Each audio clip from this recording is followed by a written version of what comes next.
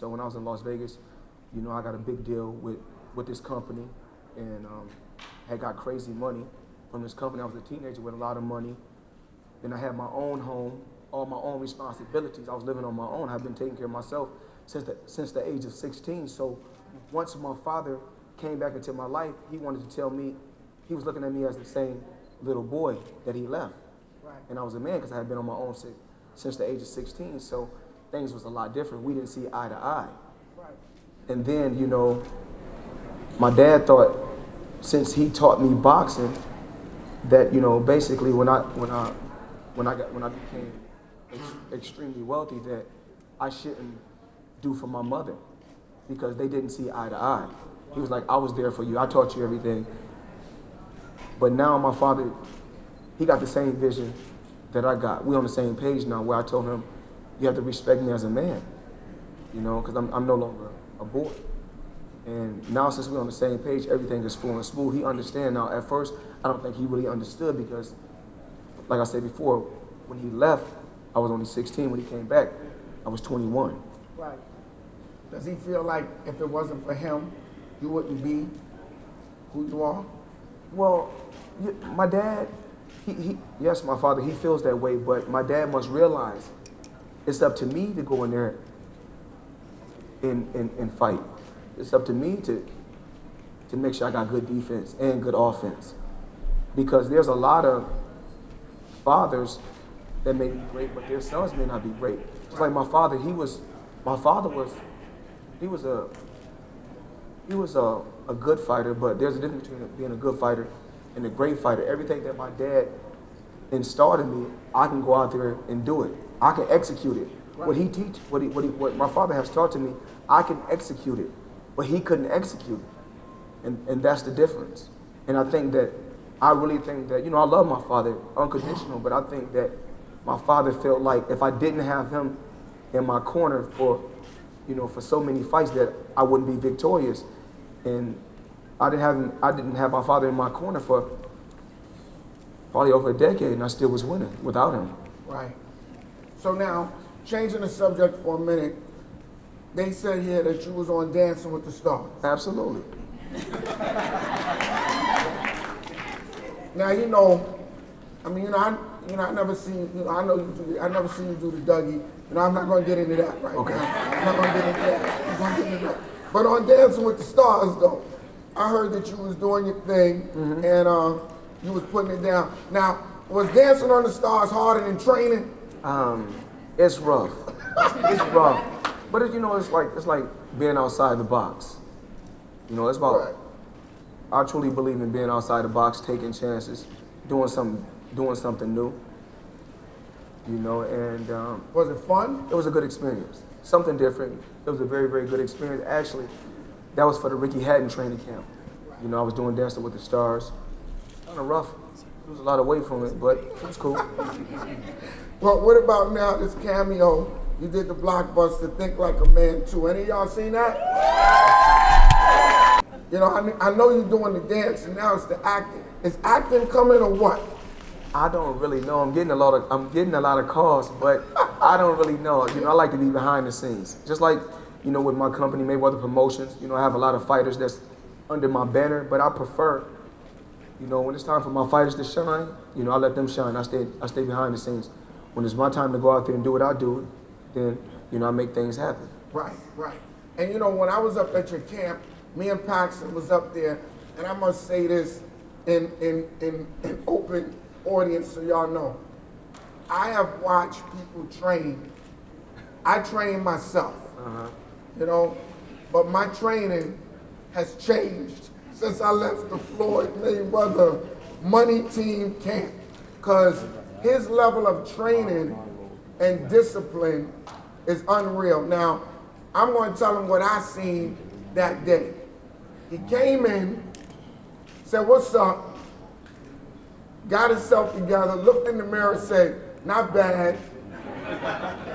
Then went out there, and I think you did maybe 5 8-minute rounds or some kind of crazy number with a person 2 times your size. And when the time when the time was going on, you said something like the time was cut short. And you said, yo, no, start it all over again. Which was crazy to me. Like you was like at around 6 minutes. Yes. And you said, no, this is not the right time. Start it from the beginning again. Then you was in the ring. After you was in the ring, then you went and did the heavy bag for at least a half an hour or more. Then you went and did the speed bag for a half an hour or more. Then you did something, I don't even know what it was, when you hitting the pad, like he's putting the pads everywhere and you hitting the pads at a speed that's crazy, which your pop said he does that at a higher speed, but that's, that's their competition. It's a lot of competition. Right. And then after you did that, then you got in the ring and you did probably like a couple of 100 sit-ups. Then you did the wheel, which is old school, which I never seen nobody use, which I walk around with after hanging out in the Money Mayweather team, you know what I mean? Yeah. And I seen you bust probably like 20, 30, 40, 50 of those. Yeah. Then you went and did the pull-ups. Then you did the dips. Then you went and ran like 4 miles or 5. Yeah. Yo, this is all the same day. All right? Then you came back. Yes. And you sat there and you was drinking. And I really didn't know what to say to you at that point. And then I said, so what you gonna do for the rest of the night? So yo, I'm gonna finish training. Honestly, is that how hard you go every time? Because that was hard. I mean, we truly believe in hard work, dedication, prayers, and belief in a good team.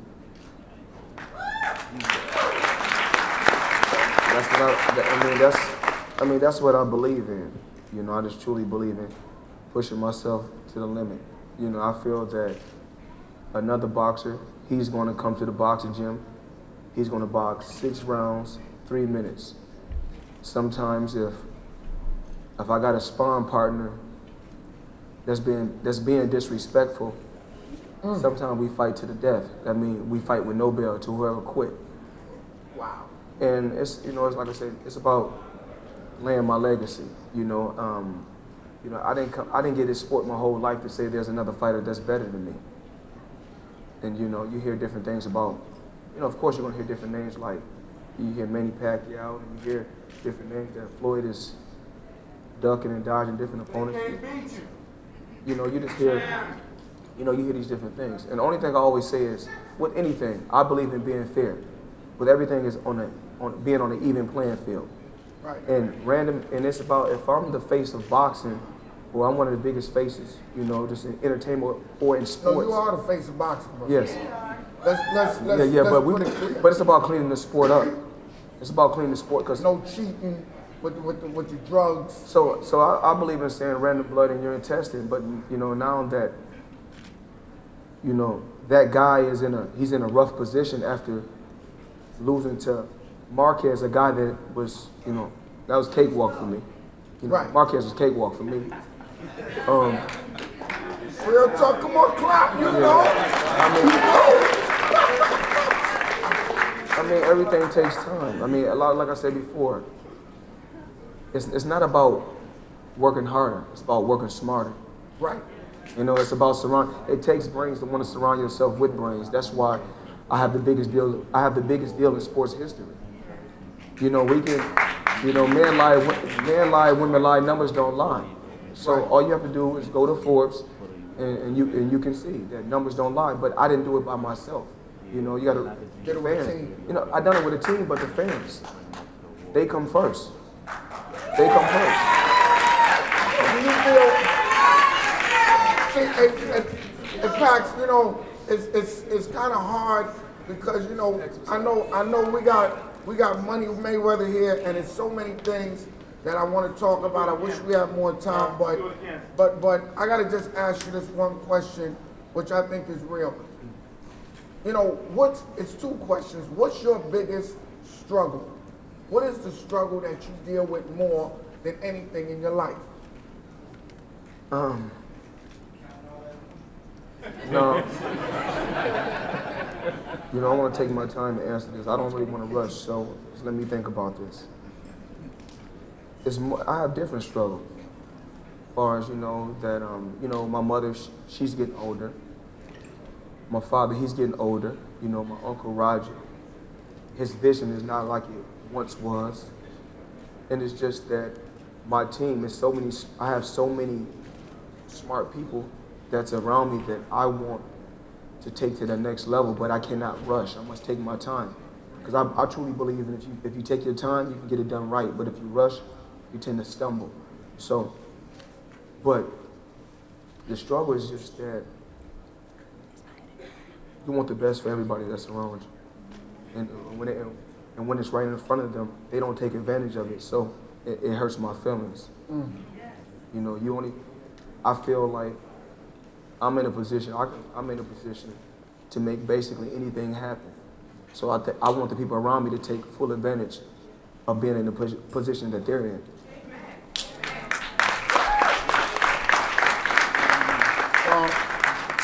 I'm gonna tell you, brother, and I'm gonna say this openly, that I see what you do for your team, and I see what you do for people, and you're the person that don't say a lot, you just pray a lot. You see what I'm saying? All day. That's right. And it's not the big things that people say, it's the little things that people do. And it's the things that you've been doing for kids and people's families in different communities, and you don't sit down and write it down and make notes of it and try to blow it up and make people see you in that way. You just do it because it's from your heart. Absolutely. And that's the reason why we wanted you here for this Genius Talk, because we want to acknowledge you the proper way, because it's not about what they think, it's about what we know. Yeah. You feel me?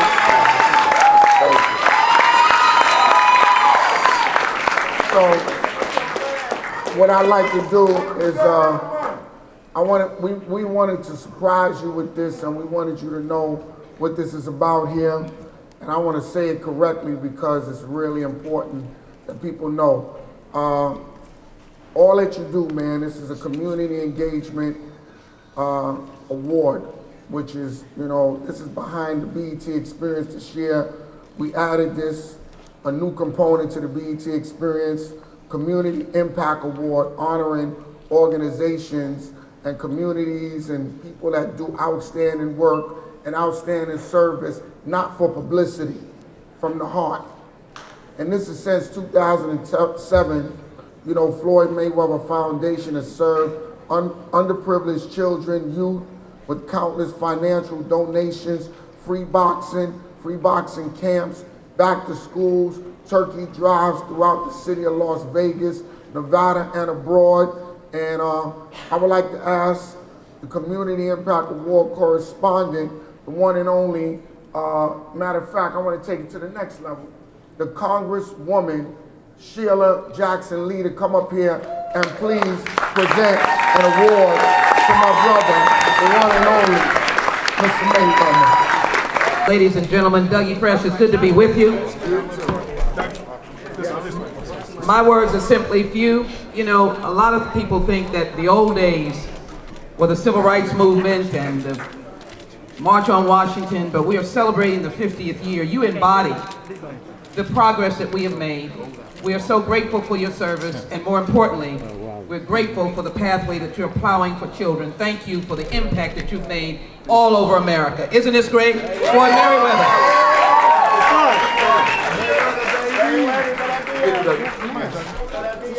Right down there. You're the man, bro. We're just calling this camera. That's the camera right there. That's right. Got it. Time this one, bro. Floyd, this way. Throw it back that money in the crowd. Give something back. And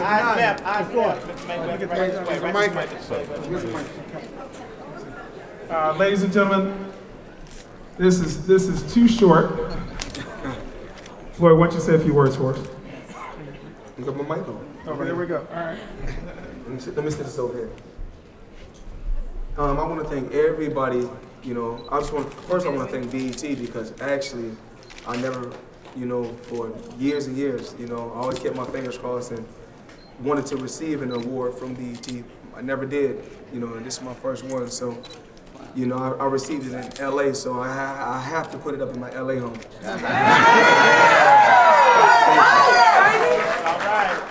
Floyd, and ladies and gentlemen, want everybody to know this is not because of Floyd Mayweather being famous, but actually I'll quote Dougie, it's because of the giving that he's done. So we're overwhelmingly thrilled on behalf of our chairman, Deborah Lee, the BET family, to welcome you officially into our family. You've been in our hearts forever. Welcome you officially into our family. Ladies and gentlemen, the 2014 BET Experience Community Impact Award, Mr. Floyd Mayweather Jr.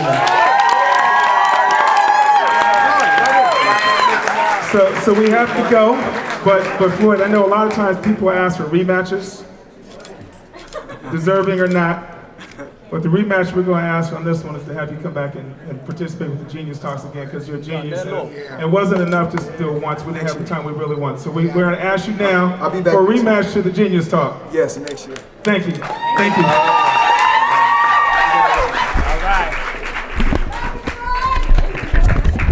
Thank y'all. Great job. Another round of applause, please, for Dougie Fresh and Mr. Floyd Mayweather. I love that. I love that. I love you, Floyd. Yes, okay, let him get out. He got big bodyguards with him, right? Right. You know, and that Genius Talk.